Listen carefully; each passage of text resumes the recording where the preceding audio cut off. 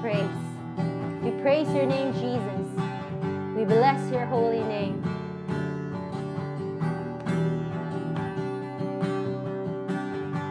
Blessed be your name, the land that is plentiful, where streams of abundance flow. Blessed be your name. Blessed be your name, when I'm found in the desert place, the walk through the wilderness. Blessed be your name. Amen. Every blessing you pour out, I'll turn back to praise. When the darkness closes in, Lord, still I will say, blessed be the name of the Lord. Blessed be your name. Blessed be the name of the Lord. Blessed be your glorious name.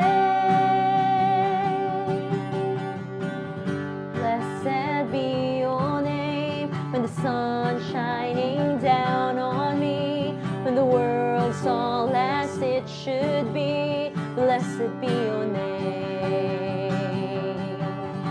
Blessed be your name, on the road marked with suffering, though there's pain in the offering. Blessed be your name. Amen. Every blessing, 'cause every blessing you pour out, I'll turn back to praise. When the darkness closes in, Lord, still I will say, blessed be the name of the Lord. Blessed be your name. Blessed be the name of the Lord. Blessed be your glorious name. Blessed be the name of the Lord. Blessed be your name. Blessed be the name of the Lord. Blessed be your glorious name. Give and take away. Give and take away. My heart will choose to say, blessed be your name. Give and take away. Give and take away. My heart will choose to say, blessed be your name. You give and take away. You give and take away. My heart will choose to say, blessed be your name. Blessed be the name of the Lord. Blessed be your name. Blessed be the name of the Lord. Blessed be your glorious name. Blessed be the name of the Lord. Blessed be your name. Blessed be the name of the Lord. Blessed be your glorious name.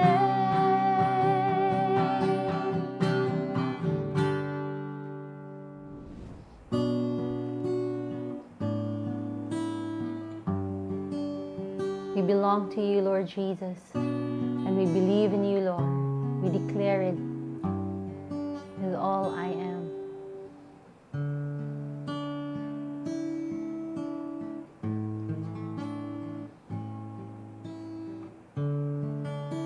Into your hand I commit again, with all I am for you, Lord.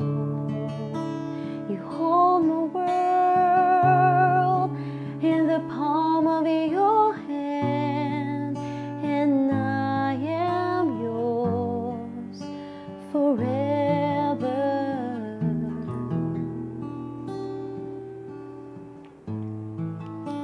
'Cause Jesus, I believe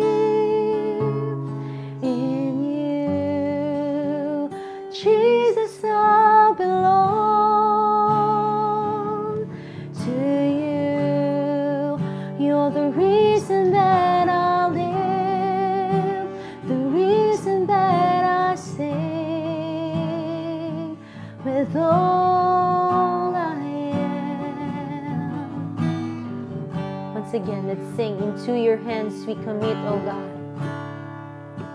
Into your hands I commit again, with all I am for you, Lord. You hold my world in the palm of your hand, and I am yours forever. We worship you. Jesus, I believe in you. Jesus, I belong to you. You're the reason that I live, the reason that I sing,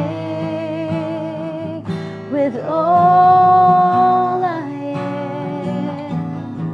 Yes, let's say to the Lord, we'll walk with you, Lord. I'll walk with you wherever you go, through tears and joy. I'll trust in you, and I will live, thank you, Jesus, in all of your ways and promises forever. We hold on to your promises, Jesus. Come on, let's sing. 'Cause Jesus, I believe in you. Jesus, I belong to you. You're the reason that I live, the reason that I sing. Jesus, I believe in you. Jesus, I belong to you. You're the reason that I live, the reason that I sing, with all I am. Yes, Jesus, we worship you, Lord Jesus.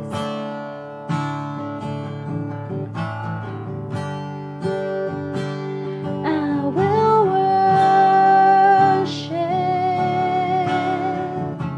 worship you, Jesus. I will worship you. I will worship. Let's express our worship to Jesus. I will worship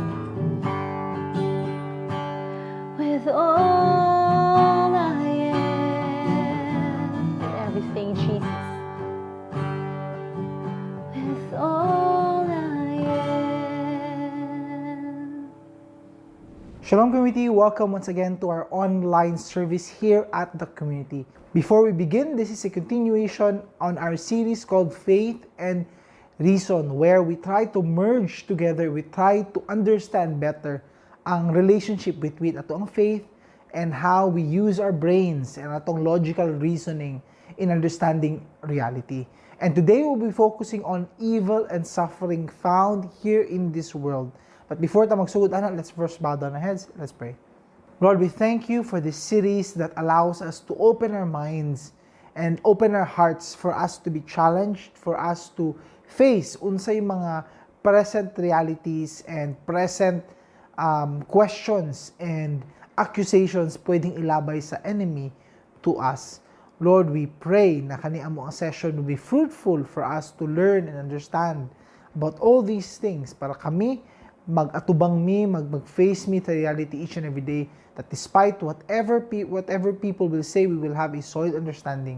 We'll be standing on solid ground, kabalo mi sa among faith, and kabalo mi where and how things are from your perspective. So Lord, salamat. Thank you. In Jesus' name, amen. Atong scripture verse is found in John chapter 16, verses 32 to 33. Let's see together. Behold, the hour is coming, indeed it has come, when you will be scattered, each to his own home, and will leave me alone. Yet I am not alone, for the Father is with me. I have said these things to you, that in me you may have peace. In the world you will have tribulation, but take heart, I have overcome the world. What we want to focus or highlight today is about the world having tribulation, the world having suffering, the world having evil things, the world having evil people succeed, the world having injustice, the world having many abuses, many people taking advantage, many people using power to gain advantage or more fame and money, and then a lot of different things that we considered as evil, and many things that contribute to the suffering na adiri sa kalibutan. And it's no wonder, the more we look at how the world works, always kana na argument permi mo arise. If God truly exists, why is there so much evil and suffering in this world? This would usually be the argument na ginagamit against people who do not believe in God. Ang tendency nato as believers, it's very dangerous for us to simply say or simply approach this question without having a logical understanding how the world works. Tungod, pwede kita pod consciously or unconsciously, when we are the ones who face evil or we are the ones who face suffering, ang atong faith muuyog. Ngayon tagano bitaw no dili ko i-rescue sa Ginoo against all evil, against all suffering. Why am I also exposed to this? So this is the type of reasoning that we must know and how to answer in order to guard our faith against how the enemy will try to frame this question. Now, kaning question is very important because it's evident, klaro kayo, all throughout the world, many parts of the world experience hunger and extreme poverty. In fact, many families in the world only live for the budget of $2 per day. That means 100 pesos per day to feed the whole family. Daghan kaayong families who are living off of that budget. Maglisod sila pakaon. In fact, it's a foreign concept for them to have 3 snacks a day, to have 3 meals a day, and 2 snacks per day. Foreign concept na. Dili na siya usual for a common family. So, and kita, we experience, and kita, even though we have poverty here in the Philippines, there are much more pa na mas grabing poverty, not only in other parts of the Philippines, but in other parts of the world. We also see a lot of calamities.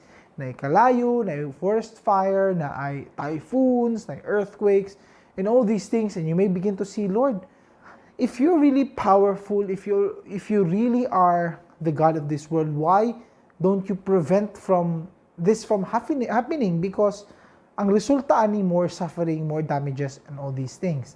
You may even see, Lord, why are you not stopping the war? Nganong i-allow ni mo ni armed conflict, i-allow ni mo ning gera, i-allow ni mo ni mga lives to be lost. And Lord, why are you not protecting us from sicknesses and diseases? Pwede po ni mo na i-argue. In fact, people are presently using that, telling us and reminding us, see, God does not exist because as simple as a disease na pwede niyang healing iabot, nga nung even the believers are dying, nga nung Christians are also dying. Now, ang framework in understanding from an antagonist point of view, meaning against religion, against faith na view, is this. If there's an omnipotent, meaning all-powerful God, omnipresent, all-present, or everywhere present na Ginoo, He sees everything, He is in everywhere, and also an omniscient God, He knows everything, foresees what will happen in the future, knows everything that's happened in the past, then evil should not, because kaya niyang pugngan and kaya niya stop those from happening given sa iyang mga qualities. Number 2, pero na ay evil, a lot of evil in this world. So mingon sila, therefore, number 3, an omnipotent, omnipresent, omniscient God does not exist. This is the usual argument. You will always face this for people who are very much strong ilang conviction towards anti any type of faith. You will encounter this. They will use this argument. And I'm sure some of you already have experienced kaniyang argument. Bitaw no, kung naunin mo, kung the God we proclaim is very powerful, He is everywhere, He can be in 2 places at the same time, yung presence niya can go to everywhere in the world instantly, and He knows everything, nga nung dili niya gamitin niyang power to do all those things.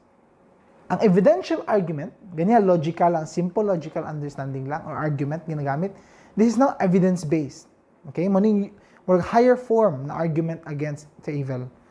There exist instances of intense suffering which an omnipresent, omniscient being could have prevented without thereby losing some greater good or permitting some evil equally bad or worse. Omniscient, holy, good being would prevent the occurrence of any intense suffering. Bugna niya because dili niya kaya out of his character to see and witness these things from happening. Therefore, omnipotent, omniscient, holy, good being does not exist. Now, that's another form of argument na ginagamit rin.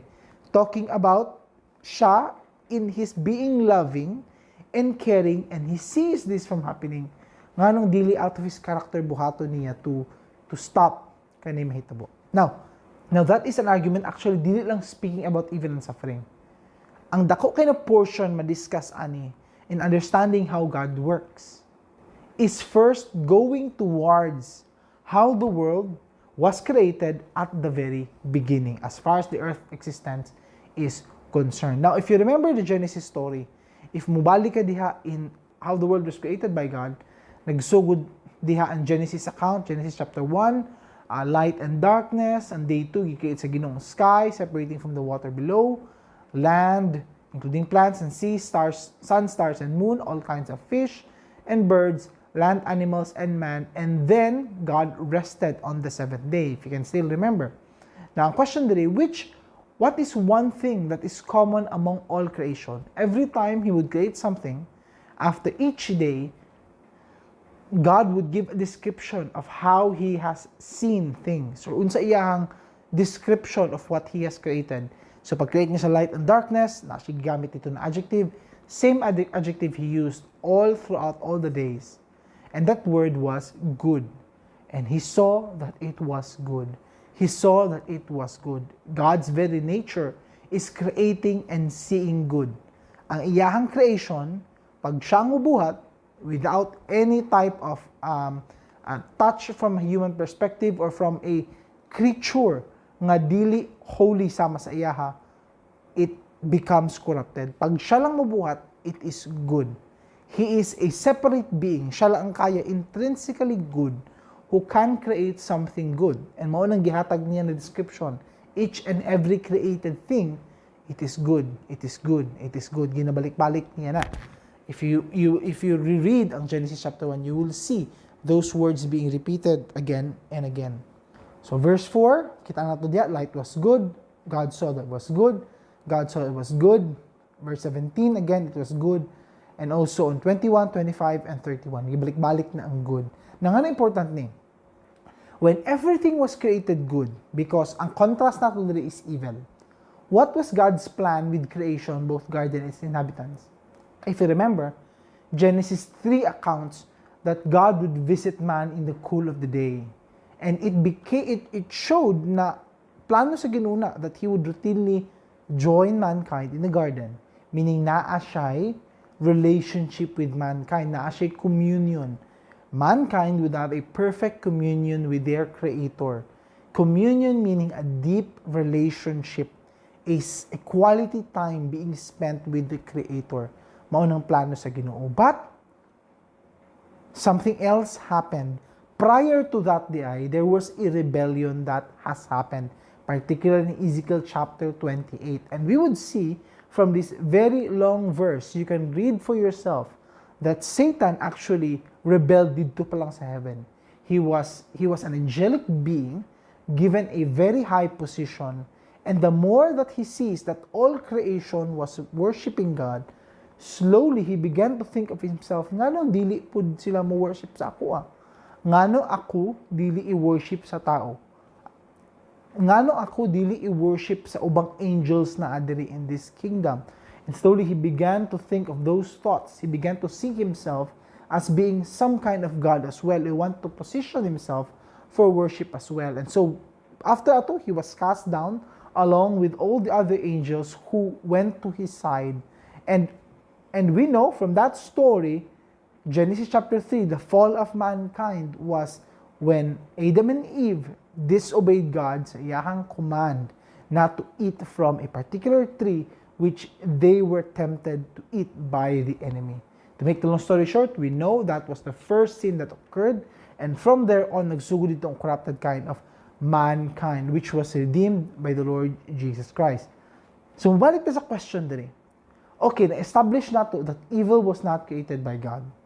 Na-establish po na to that evil existed before man was created, because an Ezekiel account happened before mankind was set up and put in place.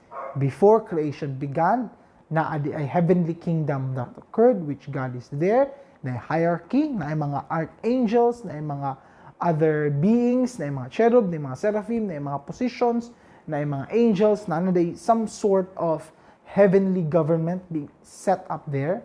And then, pag abot na to, just so happened that the mga fallen angels, particularly Satan, na dito, went on and corrupted mankind. Now, na-establish na to na. Ang question to karon diri, nganong gi-allow niya? Nganong nitugot siya this would happen? Ngano he allowed that a very first, very sugod pa lang of creation, immediately this thing came about. So, kung i-action-oriented na itong question, nahimong aning question, if a good, all-powerful, and all-knowing God intervenes, okay? You're saying intervene siya, umact siya.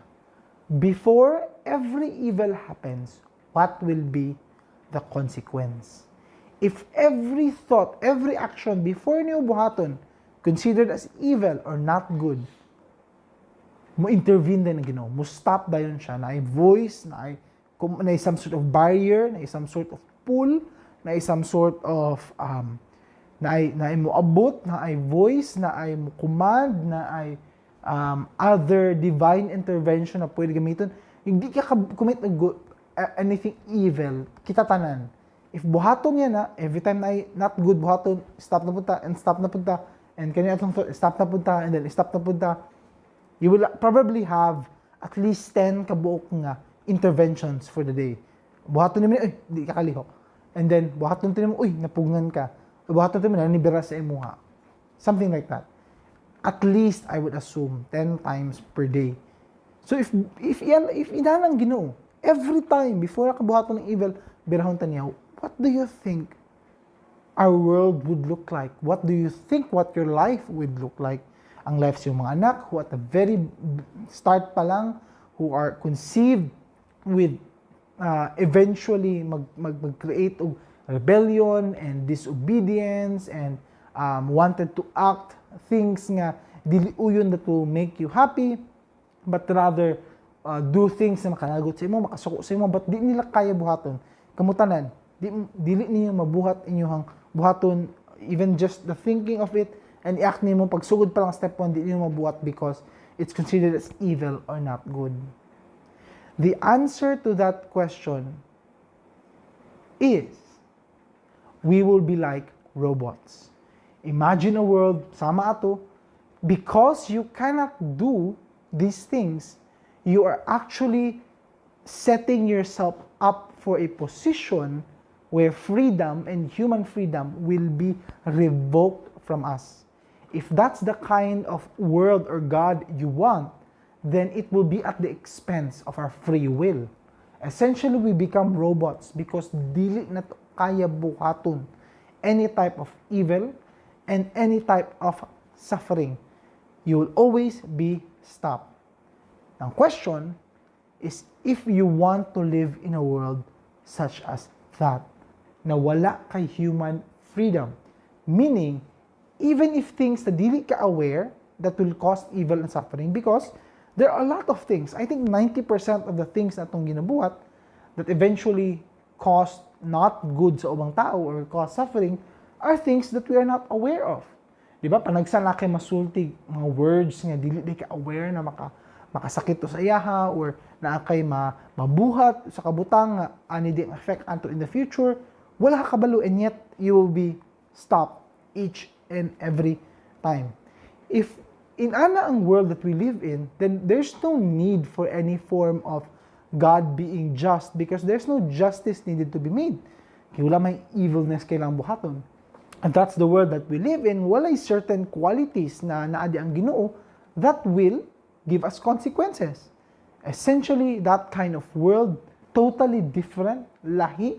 In fact, pwede ito mo ingon mo rebel tang. Sa man ni, wala ko'y freedom to do all these things. Muratag naa sa bounded by some sort of prison nga you cannot act out many things despite gusto nimo because there's some sort of consequence that happens after that. Is that the sort of freedom you're willing to give up essentially? If He allows evil and suffering because He has given mankind freedom to choose, so pwede ka mo argue, pwedeng bawasan na lang niya. Kung sabi ginabuhat sa Ginoo na para bawasan na lang ka mo, sobrang kaayo ang suffering and evil here in this world. So ang atuang message taron will go to that point, to this question, because na-establish na nato that if the Lord will stop every form of evil and suffering that is at the consequence of human freedom, dili taganahan na kind of world as that. But He still allows evil and suffering. So, pwede ito bangutan na karon nganong dili niya bawas-bawasan, nganong di na lang siya since he knows everything, since He is so smart and so wise, nganong di na lang siya mangitag way to maneuver that into avoiding kana ng mga certain scenarios. Unsaon na niya? How can He do that? Nganong di niya buhato na? And why is He not doing these things? Nang first point nato na gusto expound diri, as we struggle with the point of evil and suffering, is that God's solution is not an ever-improving earth. Ang iyang goal here on earth is not, murag, next year will be a better earth, next year will be a better earth, next year will be a better earth. We are surrounded by our human decisions, which we know, kita ra pud ang mag-suffer, kita ang may mga consequences ana. Like for example, we are experiencing flooding all the time. We know that it's part of atong choices pud na dili tarong atong waste management, dili tarong atong city planning, wala na prepare for the floods, and kita pud masiasa lang mga basura, wala segregation and all those things. And we know, so for example, naapot yung mga forest fire, we know a lot of them are man-made, a lot of them are caused by certain factors na kita gyapon ng contribute. The world is run by these divine laws na mutuyok na gihapon, mabalik gihapon sa tuwa what we are doing as a society. So if we make efforts to make the world a better place, so it's really up to us if what kind of earth we will live in. If the choices they are going to make will make it better or worse. But on God's perspective, He's not really concerned particularly of those choices because He has already given a solution. He has established a future kingdom where no suffering and evil exists. That's why He was very clear sa kana na perspective na He's not here to simply be a king that improves the earthly kingdom, but rather He's giving a totally new, foolproof, no mistakes, no error solution in the future kingdom. Jesus answered in John 18, "My kingdom is not of this world. If my kingdom were of this world, my servants would have been fighting." Mapit sa gira. that I might not be delivered over to the Jews, but my kingdom is not from the world. In the days of those kings, the God of heaven will set up a kingdom. There was a prophecy in Daniel that shall never be destroyed, nor shall the kingdom be left to another people. It shall break in pieces all these kingdoms and bring them to an end, and shall stand forever. And lastly, in Revelations, this was the description of the future kingdom that we will have as believers with God. He will wipe every tear from their eyes. There will be no more death or mourning or crying or pain, for the old order of things has passed away. He who was seated on the throne said, I am making everything new. Then he said, write this down, for these words are trustworthy and true. He said to me, it is done. I am the Alpha and Omega, the beginning and the end. To the thirsty I will give water without cost, from the spring of the water of life. And those who are victorious will inherit all this. And I'll be their God, and they will be my children. So this was already a promise given. The solution is not in this world. That's why God was willing to die on the cross to pay for our sins, because that kingdom is ready for us. Okay? So, kung tanaw na to from that perspective, in terms of how the world works, there is a earth, and evil suffering, it's just a matter of kinsa sa atua who are believers and who believe in that future kingdom, then whatever evil or suffering we will see or experience in the world, sa believers in the New Testament and the Old Testament, it's okay for them. They understand this is how the world works, because they know there waits a future kingdom for us. And so, God has already given the solution against evil and suffering, and that is in the form of His kingdom in heaven.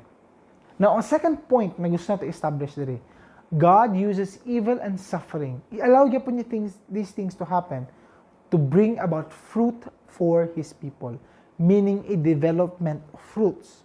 Love, joy, peace, patience, kindness, goodness, faith, gentleness, and self-control. Mo-develop lang na sila diha if there is suffering involved in that process. 1 Peter chapter 5 reminds us, after you have suffered a little while, ato ang earthly life, they consider that the apostles, little while, kadyot lang kayo nga pain, kadyot lang kayo nga suffering, kadyot lang kayo na pag-antos, kadyot lang kayo nga striving and being patient and withstanding and persevering. The God of all grace, who has called you to His eternal glory in Christ, will Himself restore, confirm, strengthen, and establish you. This is the promise. And it's just a little while. So meaning, He Himself will bring this thing about.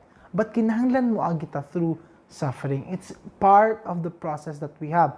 Romans chapter 5 says, more than that, we rejoice in our sufferings, knowing that suffering produces endurance, endurance produces character, character produces hope, and hope does not put us to shame, because God's love has been poured into our hearts through the Holy Spirit who has been given to us. In fact, ang gamit ng word, we rejoice.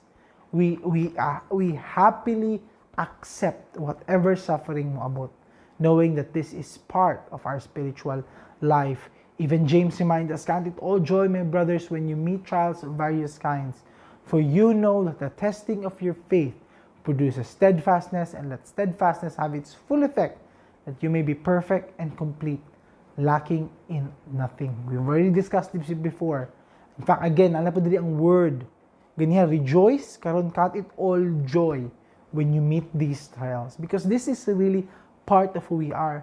When we find these inspiring stories of people, I'm sure many of you makadugma about people who have persevered, people nga despite all odds, despite sa ilahang poverty, despite sa ilahang pain, despite sa ilahang mga giagihan ng mga physical na limitations, they found a way to push through kanang mga perseverance, even suffering, even people tried to kill them and they triumph. Di ba ma-inspire taan ang mga story? How much more of the people of faith in the Bible? So this is the question dapat na ata diri. If dili kita ganahan sa evil or suffering, maglagot ta nganong naani or nganong kita mo agi ani, ang question na itong nindot diri pangutana is kani, why should you be exempt? If you are with other people listening to this sermon, kuita daw siya, pangutana siya, why should you be exempt? Meaning, nganong walay, yan di mag-apply ni sa imo ha. why should you be exempt from God's natural process of developing His people's character? And the way He produces, He allows that to happen is through suffering. Moagi tag trials, moagi tag mga lisod na sitwasyon, moagi tag mga situation nga i-question nato atong faith or di kaya ang nahitabo sa atua, we don't see God's hand in these things happening. So if tanaw na to sa na to inana, we should be asking ourselves nganong makalikay ka ani, nganong ikaw lang, ngano all the people throughout the Bible, including David, who has gone through many years of suffering before nakuha niya tong promise niya of his kingship, nagi-promise niya sa Ginoo. In fact, gi-anoint siya to get that position. He has to go through suffering. Si Joseph was given a dream of his position in the future, and yet he has to go through suffering. Abraham and all these people of faith have to go through suffering in the wilderness. Moses and all these people who allowed themselves to be used by God have to go through a lot of trials. Even we go through the New Testament, si Paul, suffering after suffering, trial after trial. And yet they endured all that because they believe there is a coming kingdom in the future for them. Now kita, listening here, with all the comforts that this world can provide, nganong exempted ka? Nganong mo ingon ka? Nganong mo nahitabo sa ako ay? Ang question, nganong dili na mahitabo sa imo? Because that is a natural, God-given process for fruits of the Spirit to develop. The more these things happen, the more we rely on the Spirit. Lord, unsa may ways? What are you teaching me here? That's why that's a very good question na even itudlo nato sa next generation.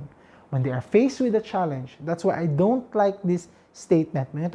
Okay lang na, kaya ra na, kaya ra na, kaya ra na. Ang challenge with those words, if kutob ra jud ta diha, I'm not saying this will not help other people, kani positivity. But if kutob lang ta diha, kaya na mo na, kaya lagi na, sige lang, laban lang. Kung diha ra tataphaw kaayo, how can the Word of God penetrate to their life and allowing them with a godly biblical perspective? For example, if ang usa ka tawo is going through a problem sa iyahang family, kung itag kaya ra na, laban lang, don't give up. Kung kana lang atong taphaw kay na statements, kita who have a relationship with God, it's very possible. We know that the root cause is this is God's way to develop ang ilang family relationships, and we could offer other suggestions sa ilaha. What is God possibly teaching you through what you are going through right now? Unsa gina-develop sa Ginoo? What ways kaya ka maging better in your relationship with your family to avoid na magsige mong away or na mga situations ano in the family, or basin a better way to limit ang mga expenses para di mo maglisod sa kwarta, and all these other things. God is always teaching us. The Holy Spirit is there to teach us lessons.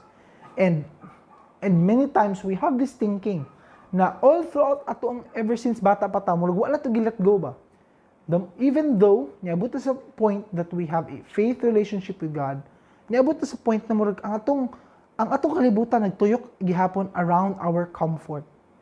Around unsaon para maging mas entertaining akong life, mas comfortable ko, mas relax ko, mas wala kay problema, masayahay ko, and then if madaot ng notion na is some sort of struggling or na some sort of shaking diha, mauyog po na tong faith. And then mo itang gano'n may hitabo ni, kasi may gibuhat na kulang ba ko every, nagasimba man ko, nag-devotion man ko, nag-pray man ko, naghatag man ko, maana ta ba, mangwinta ta. And then ang klaro na, ang problem din is not that these things are happening. The problem here is ikaw nag-think na dili dapat ma-happen sa imo. You are not exempted. These things will happen to you. And the third reason ato, which binds all these together, that despite mankind's freedom to choose, masipang mapili ta always evil, bad choices, which we are making a lot of those right now, kita globally. God can use both the good choices and the evil choices of mankind for His own purposes. Naagihapon siya purpose of all these things are happening. He has an endpoint, klaro kay diha, victory. He has already secured that. It's just a matter of how He maneuvers, unsaon niya pag-go through how the world will shape in the coming years or decades or centuries in order to bring about ito iyang final plan. Only He knows how it will look, But ang klaro diya is that we cannot stop Him from achieving His purposes. Ang question nandri, mauban ba ka atong plano niya or not? Romans 8:28 reminds us, we know that for those who love God, all things work together for good for those who are called according to His purpose. So maski pang people are making evil choices, suffering choices, He will work out together all these things for good. We are reminded in Proverbs 9, many are the plans in the mind of man, but it is the purpose of the Lord that will stand. And Isaiah 46 verse 10 reminds us, lastly, declaring the end from the beginning and from ancient times, things not yet done, saying, my counsel shall stand, and I will accomplish all my purpose. Mao nang klaro diha. He will accomplish all this purpose despite evil and suffering here in this world. I know I've shared this story to you before, but I have not shared to you the details na adiri in this story. Many times I have shared about Jim Elliot, Nate Saint, and the other. There were 5 missionaries na nasa Auca tribe. They did missions dito, and eventually namatay sila. They were killed, they were speared by that tribe, but later on, ang families of those and missionary agency nga naa sila involved in went into the tribe. Wala na ni malus, obviously. Wala na nagipatay ang mga tribe, and that was a very big reason why sila slowly na-realize na, hala, di man dito sila mupatay sa atua. Hala, di man dito sila kalaban na tribe who will try to kill us or steal from us. And slowly, eventually, they form a relationship. Kaning mga missionaries na allowed na nila sa tribe. In fact, nagpuyo mismo sa tribe ang wife ni Nate Saint and wife ni Jim Elliot, and they were serving the people there. Now, later on, sa kanang ministry nila, one thing na wala na hitabo dayon, which is very usual, is that whenever there's a spiritual experience, so atong mga babae na dito, while they were sharing the word of God and learning the language, and makita nila ang lifestyle that they really lived a life of someone that really believes in God and has a God in their life. So naturally, ang nituo are the women in the tribe and ang mga children. Ang mga lalaki, wala.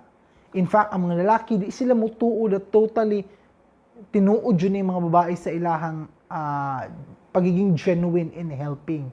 In fact, they were still preparing their spears, they were still waiting na basin, suddenly manggawas ng respect diri, and sila, they can defend themselves. So they did not believe the gospel. Now, very interesting what happened here about evil and suffering. Now, a very interesting thing that happened during the course of this time is that kaning mga tao ay, they have a faith, a religion, that sila, they want to survive, they want to be a strong tribe. Ang reason why, it connects with their faith.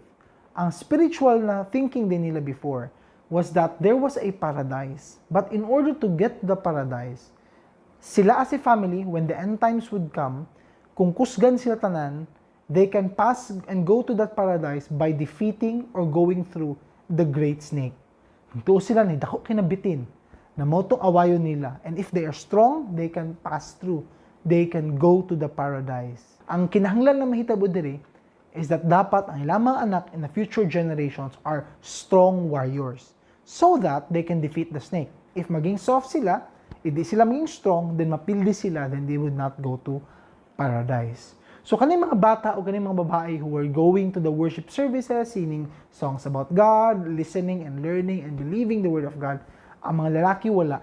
Ang mga lalaki, sila ang nasuko nga nung mga anak po nila gidamay. What God did was, in the form of dreams, kaning mga village chieftain o mga leaders nila ng mga lalaki, God would always give them dreams repeatedly. This is according to the account mismo kaning mga tribal people diri why they open up to the gospel. In their dream, sila nag-atubang sa snake. Pat katong mga anak nila, katong mga wife nila, and katong mga lalaki na ilahang gipatay na nakatabok na sa paradise. Sila nabilin mo atubang sa snake. The Lord repeatedly showed that dream. Ug sila magunahuna ba ngano man ni? Libog sila ngano nakatabok naman sila nga buhi pa man sila. Ngano na sila sa paradise na kita na pa mi diri di mi kalusot pero sa naguna na wa sa nag-away sa serpent nilusot sila. They started to have those questions. The Lord was preparing their hearts. Na mo to ipangutan nila, how come na makatabok na mo. How come di mi makatabok? How come kailangan na mo awayan pa ng snake? Kami lang. Kamu dito hayahay na kaya mo. Katong questions was a question about heaven, a question about paradise. And one of the very kuyaw kind of things about listening to this story is that Nate Saint Son, tong pilot, ang anak niya, when he reminisced and researched more about what happened, nga nung namatay ang iyang parents, unsa the actual cause na reason nga nang disappear nila, nabas lagi buhat mali, nabas lagi ingon ana, atong later on na okay na relationship nila, he realized something.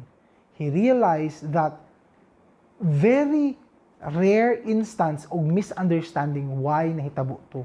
And that the Lord saw na mautong only way for the gospel to break through this tribe is if He allowed suffering, mainly death, to these missionaries. He allowed the sacrifice of 5 men to bring about the gospel and change throughout the tribe. Now, this is not the only story that we see from this, the miracle na hitabo. In fact, if you go to Manobo tribes, if you go to different villages, na villages dito na daghang kimo try tudlo sila about other religions, they would push off, di sila maminaw. And yet, a missionary would come and they would listen because they dream sila na iputi nga lalaki who would carry a book, maminaw mo ato sa iyaha. And kato na dream was actually mauto na kasulod ng mga missionary agencies, mga foreigners, mga white people who came and shared the gospel and they believed.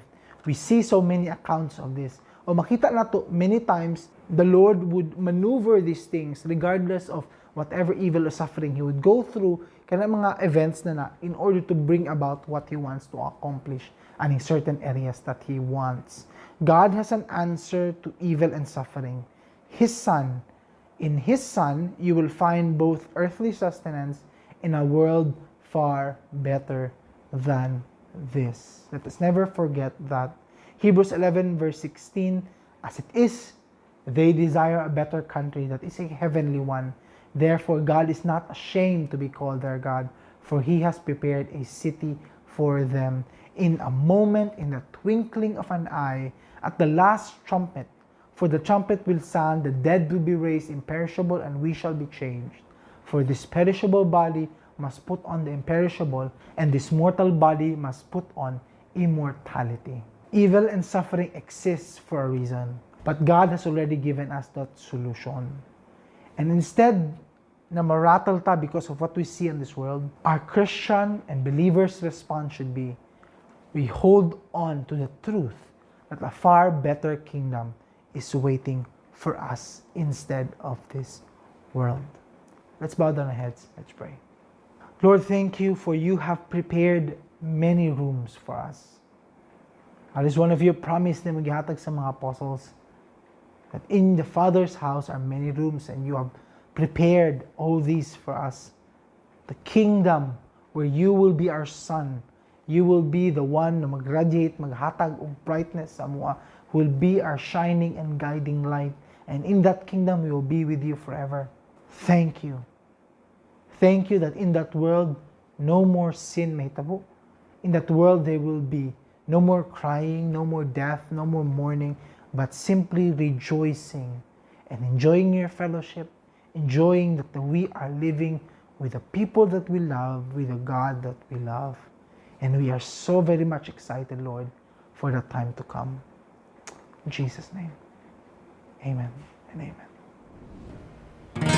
You are the Word at the beginning, one with God the Lord Most High. Your hidden glory in creation, now revealed in you are Christ.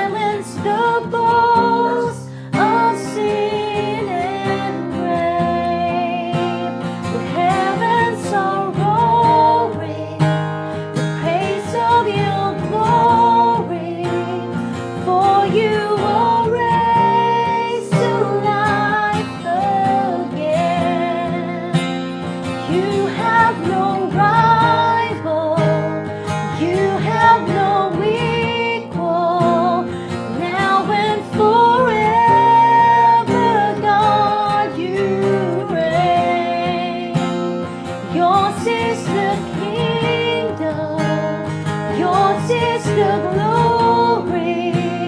Yours is the name above all names. What a powerful name it is.